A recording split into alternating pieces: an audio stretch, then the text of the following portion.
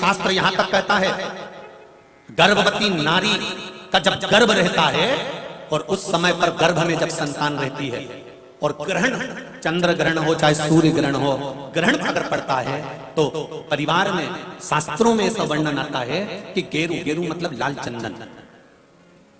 कौन सा चंदन? जम के बोलो जरा। लाल चंदन। ये गेरू तो बाद में आप लोगों ने उधर पे लगाना चालू करा, पर नियम ये है कि गर्भ में अगर बच्चा रहता है तो ग्रहण पड़ता है, चंद्र ग्रहण पड़े, सूर्य ग्रहण पड़े, तो जो नारी का गर्भ रहता है, भले वो 3 महीने का हो, 2 महीने का हो, 1 महीने का हो, 8 महीने का हो, 9 महीने का हो, 10 महीने का, नारी का अगर गर्भ है तो बुजुर्ग लोग भी कहते हैं, उनको ये भले नहीं मालूम होगा कि क्यों गेरू लगाते। गेरू नहीं, लाल चंदन की 3 रेखा नारी को अपने पेट पर खींच लेना चाहिए। क्या होता है? तो कहा बच्चा विपरीत पैदा नहीं होता, बच्चा स्वतंत्र, स्वस्थ, अच्छा पैदा होता है, सुखी पैदा होता है। आप में से कितनी माताएं जो जानती हैं इस बात को? हाथ उठाओ जरा। जानती हैं सर कि जब गर्भ में बच्चा रहता है तो माताएं कह देती है, सास कहती है बेटा थोड़ा गेरू लगा लेना, पेट में थोड़ा सा गेरू लगा ले, थोड़ी सी मिट्टी लगा ले, थोड़ा सा कुछ पेट पर लगा ले, क्योंकि ग्रहण पड़ रहा है। क्यों? अगर ग्रहण पड़ी हुई संतान जन्म लेगी तो ये अपने ही धर्म का विरोध करेगी, सत्य का विरोध करेगी, गलत मार्ग पर चलेगी। और अगर शरीर पर एक त्रिपुंड लगा दिया गया, पेट पर ग्रहण के समय पर गेरू लगा दिया गया, लाल चंदन लगा दिया गया, तो जो बच्चा जन्म लेगा वो माता पिता के विरोध में कभी नहीं खड़ा हो सकता, धर्म के विरोध में कभी नहीं खड़ा हो सकता, सत्य सनातन धर्म के विरोध में कभी खड़ा नहीं हो सकता, हिंदू धर्म के विरोध में कभी खड़ा नहीं हो सकता, हमारे पक्ष में हमेशा बना रहेगा। सनातन धर्म का कुल में पैदा होकर, सनातनी होकर, हिंदू धर्म में पैदा होकर भी अगर कोई हिंदू धर्म का विरोध करता है तो समझ लेना कि यह ग्रहण की औलाद पैदा हुआ है, यह साधारण नहीं है, ग्रहण से पैदा हुआ है। इसलिए सनातनियों का भी विरोध करने के लिए खड़ा।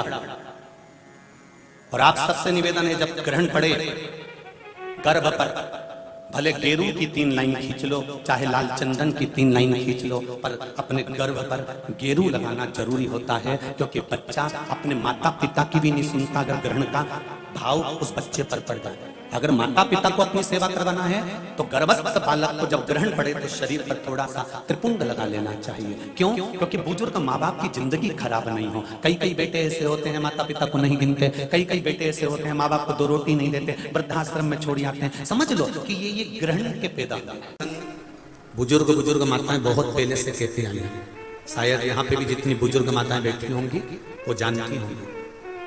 9 महीने में, नारी के गर्भ में जब 9 महीने बच्चा रहता है तो कोई 1 महीना ऐसा होता है जिस महीने में बुजुर्ग माताएं कहती है कि नदी नाले मत नागो।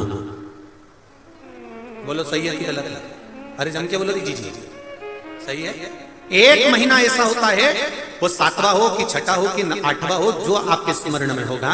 कई माताएं कहती हैं और बुजुर्ग माताएं कहती हैं तो बहुओं को लगता है ऐसा कोई होता है, ये तो ढोंग प्रपंच है, ये तो ढकोसला होगा, ये तो ढोंग होगा। पर उसका प्रसंग, कई बहुओं ने माताओं से कहा होगा ऐसा कोई होता है क्या कि मैं मायके नहीं जाऊं और ये वाले महीना, 1 महीना 9 महीने में 1 महीना मेरी माताओं के गर्भ के समय का ऐसा होता है कि जिस महीने में बुजुर्ग माताएं कह देती है कि इस महीने में तुम नदी नाले मत लांगो, अपने घर में रहो, स्वस्थ रहो, ना कहीं जाना ना कहीं आना, डॉक्टर को दिखाने जाना हो तो चले जाओ, मना नहीं, पर नदी नाले लांग कर मत जाना, इधर हो तो चले जाओ। बुजुर्ग माताएं कहती हैं। अब इन बुजुर्ग माताओं को किसने बताया ये कि नदी नाले मत नांगना? वो प्रसंग ये शिव महापुराण की तर्पण, जो शिव पुराण की कथा आप सुन रहे हो, वो प्रसंग यहां मिलता है कि स्वधा तप कर रही है और उसके तप करते समय वो अपने बच्चों को जन्म देने वाली है, और उस समय पर यमराज की धर्मपत्नी धुमोरना समझाने के लिए आती है। 1 महीना लगता है धुमोरना को स्वधा को समझाने के लिए। इसलिए हमारे यहाँ पर बुजुर्ग माता कहती है कि इस महीने में तू नदी नाले मत नांगना, क्योंकि यम की पत्नी आई है।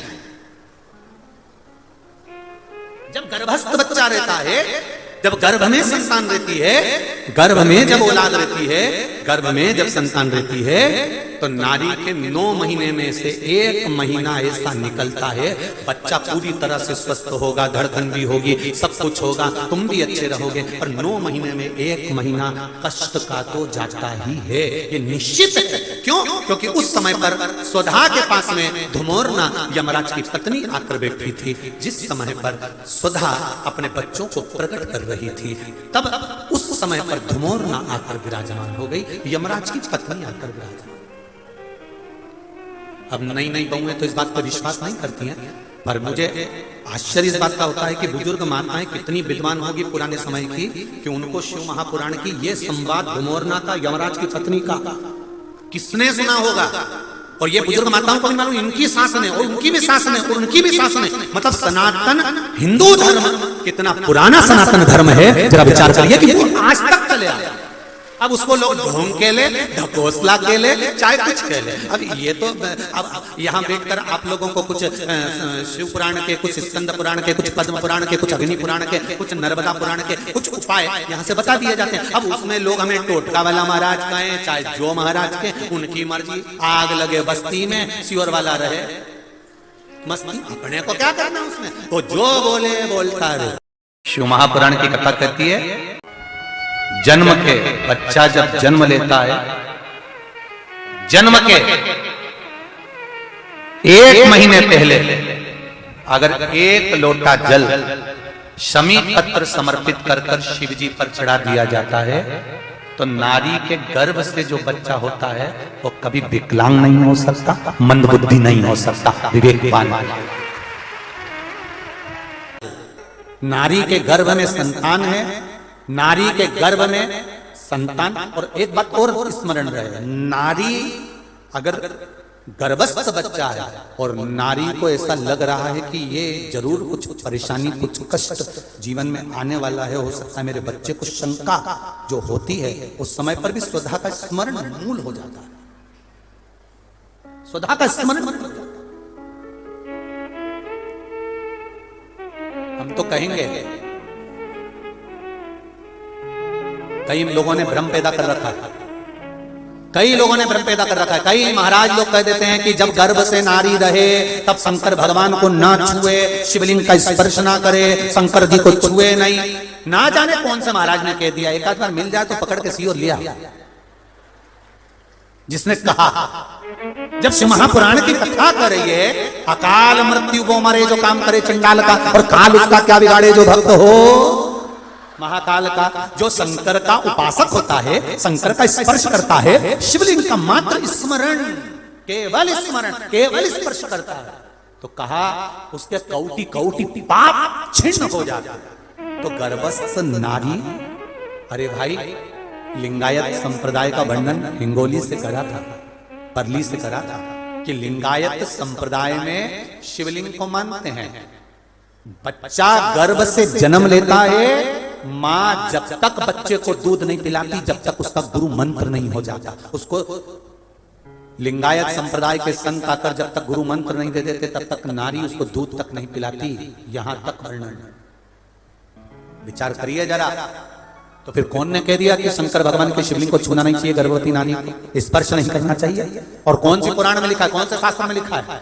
यहां शास्त्र कह रहा है, शिव महापुराण, स्कंद पुराण, लिंग पुराण, नर्मदा पुराण, पद्म पुराण वर्णन करती है। आप दिल से, हृदय से, चित्त से शंकर भगवान की आराधना कर सकते हो। हाँ, नारी अगर गर्भस्थ बालक है और उसको चिंता है, बहुत टेंशन है, और उसके साथ शिव की आराधना कर रही है, तो बाबा के ऊपर एक बेलपत्र भी अगर वो चढ़ा रही है चावल के दाने के साथ, तो ये निश्चित है कि स्वधा उसके गर्भ की रक्षा करती है और बच्चा समाप्त नहीं हो सकता, ये निश्चित है।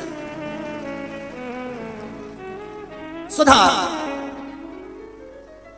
तप करी, साधना करी, और तप साधना कर कर स्वधा के सम्मुख में 3 बेटियां प्रकट हो गई हैं। वो 3 बेटी है महाराज, 3 बेटियां प्रकट महाराज, मैना, धन्या और कला, ये 3 बेटियों का प्रागट्य सम्मुख में हो गया। आप देखेंगे कल की कथा में कि मैना, धन्या, कला, इन तीनों के नाम से जिसको स्वप्न में सांप दिखते हो, मरे हुए व्यक्ति नजर आते हो, या घर में बार बार घात आ रही होती है, तो पितरों की 3 लड़कियां मैना, धन्या और कला, इन तीनों के नाम से पीपल के पत्ते की बंदरवाल कैसे बांधी जाती है, जिससे घर में सांप भी नहीं निकलते, स्वप्न में सांप नहीं दिखते और घर में कोई गलत कार्य नहीं होता। जैसे बच्चे गलत संगत की ओर नहीं जाते, मदिरापान जुआ वेश्यावृत्ति